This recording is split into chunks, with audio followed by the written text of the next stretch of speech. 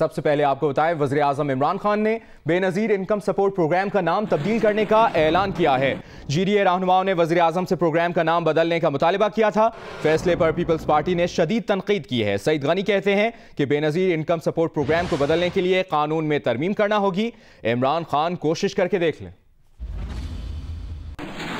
घोटकी के दौरे पर वजीर आजम ने जहां जलसे से खिताब में अपोजिशन को कड़ी तनकीद का निशाना बनाया, वहीं इत्तेहादी जमात GDA का बड़ा मुतालबा भी मान लिया। अली गौहर महर की रिहाइशगाह पर इत्तेहादी रहनुमाओं से मुलाकात के दौरान जब GDA रहनुमा मखदूम मोहसिन ने बेनजीर इनकम सपोर्ट प्रोग्राम का नाम बदलने की दरखास्त की तो वजीर आजम ने कहा कि नाम तब्दील हो गया। लेकिन ये फेडरल गवर्नमेंट का है programme, Benazir income support programme, लेकिन वो समझते हैं कि वो प्रोविंशियल गवर्नमेंट, अगर इसका नाम चेंज है तो वी विल चेंज हो गया ना। थैंक यू इंशाल्लाह। हम तो पहले आपका शुक्रिया अदा करते हैं प्राइम मिनिस्टर साहब। दूसरी जानिब पीपल्स पार्टी रहनुमा और सिंध में वजीर बल्दियात सईद गनी कहते हैं कि बेनजीर इनकम सपोर्ट प्रोग्राम को 2010 में बाकायदा कानून बनाकर लाया गया। इमरान खान कोशिश करके देख लें, उन्हें कामयाबी नहीं मिलेगी। गरीब खानदानों की मदद के लिए 2008 में शुरू किए गए बेनजीर इनकम सपोर्ट प्रोग्राम को 2010 में बाकायदा कानून की शक्ल दी गई, जिसके तहत रजिस्टर्ड मुस्तहिकीन को सालाना 20,000 रुपए तक इमदाद दी जाती है। पीपल्स पार्टी के रहनुमा खुर्शीद शाह ने कहा है कि बेनज़ीर भुट्टो के नाम को इनकम सपोर्ट प्रोग्राम से हटाना चाहते हैं तो हटा दें, मगर बेनज़ीर भुट्टो का नाम आवाम के दिलों में घर कर चुका है तो मिटाते जाओ, हम आगे बढ़ते जाएंगे। खुर्शीद शाह बोले उन्हें डर है कि कहीं ऐसा ना हो कि पाकिस्तानी करेंसी से कायदे आज़म मोहम्मद अली जिन्नाह की तस्वीर हटा दी जाए। दूसरी जानिब वज़ीर इत्तलात फवाद चौधरी का कहना है कि खुर्शीद शाह अपने करतूतों को सामने रखते हुए बेनज़ीर और भुट्टो को बेचना बंद करें। इदारों की तबाही में सबसे बड़ा हिस्सा खुर्शीद शाह का है। खुर्शीद शाह उस कमेटी के सरबराह थे जिसने इदारों में मेरिट के बरक्स और सियासी भर्तियों का अंबार लगाया। फवाद चौधरी ने कहा कि जो दीमक इदारों को लगी है उसका सबसे बड़ा कीड़ा खुर्शीद शाह है।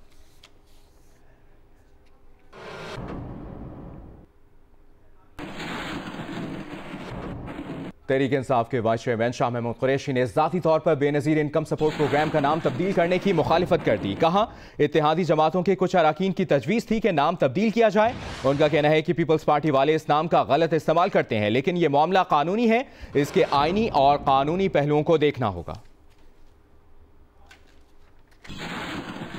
उनको ये एतराज़ था कि जो बेनज़ीर इनकम सपोर्ट प्रोग्राम है उसको पीपल्स पार्टी वाले उनके जाले मिसयूज़ करते हैं। तो वज़ीर आज़म ने उन्हें कहा कि इंशाल्लाह एक नया सर्वे भी होगा।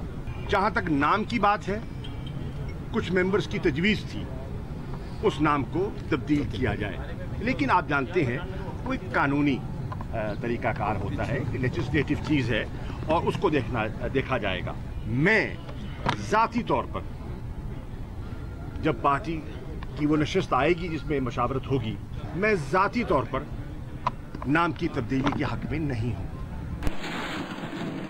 और गवर्नर सिंध इमरान इस्माइल ने कहा है कि उन्हें नहीं पता कि कब शाह महमूद कुरैशी ने बेनज़ीर इनकम सपोर्ट प्रोग्राम का नाम तब्दील करने की मुखालिफत की।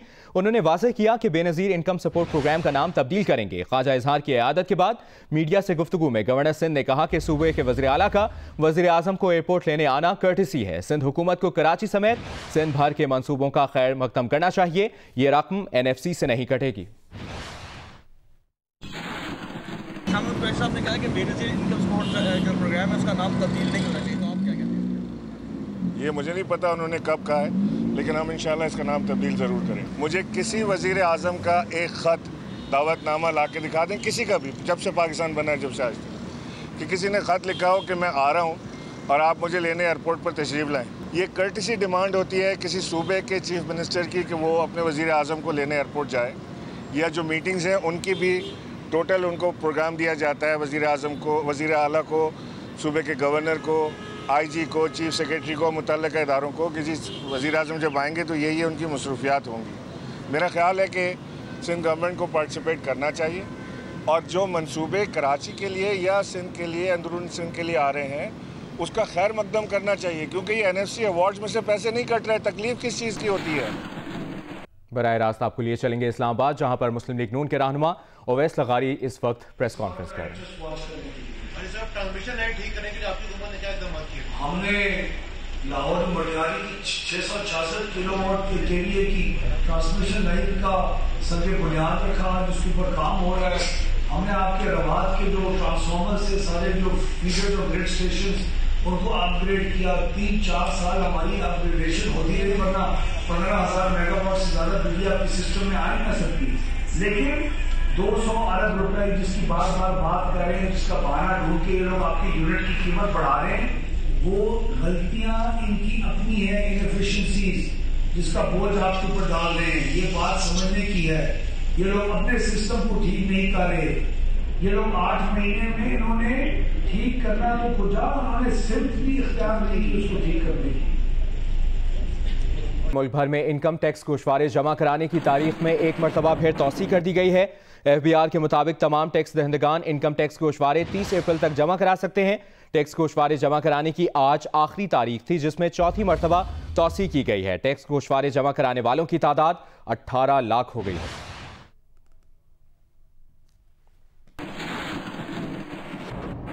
वज़ीर मुमलिकत बराए रेवेन्यू हम्माद अजहर ने कहा है कि आज बैरूनी कर्जों में कलील इजाफे के बावजूद ज़र मुबादला के ज़खायर हमारे मनसब संभालने के वक्त से बेहतर हैं।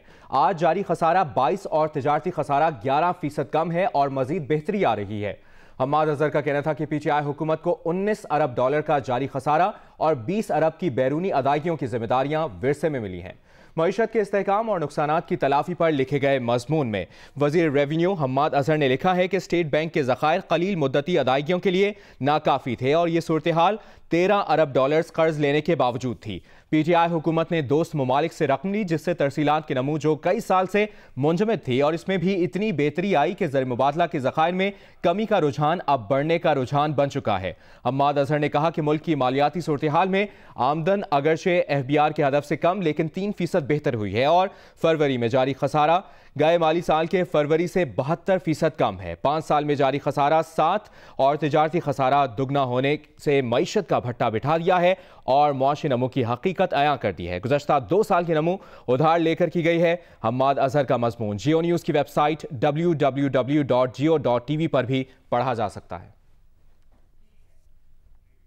कौमी असम्बली की दिफाई कमेटी 4 अप्रैल को GHQ का दौरा करेगी। कौमी असम्बली की दिफाई कमेटी आर्मी चीफ की दावत पर GHQ का दौरा करेगी। Army chief general Qamar Javed Bajwa दिफाई committee को ब्रीफिंग देंगे। दिफाई कमेटी की सरबराही अमजद खान करेंगे।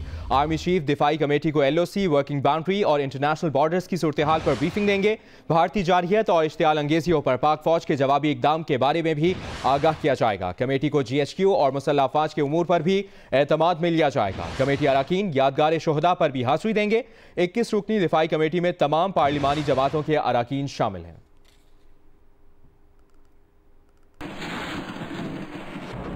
और भारतीय फजाइया का एक और तैयारा गिरकर तबाह हो गया। भारतीय मीडिया के मुताबिक भारतीय फजाइया का MiG-27 तैयारा राजस्थान के इलाके सरोही में गिरकर तबाह हुआ।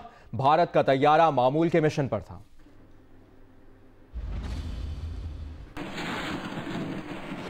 Assalamu alaikum, I'm Huma Amir Shah. And I'm Abdullah Sultan. For more videos and updates, What you have got to do, you have got to click the subscribe button. Don't forget to watch Geo News.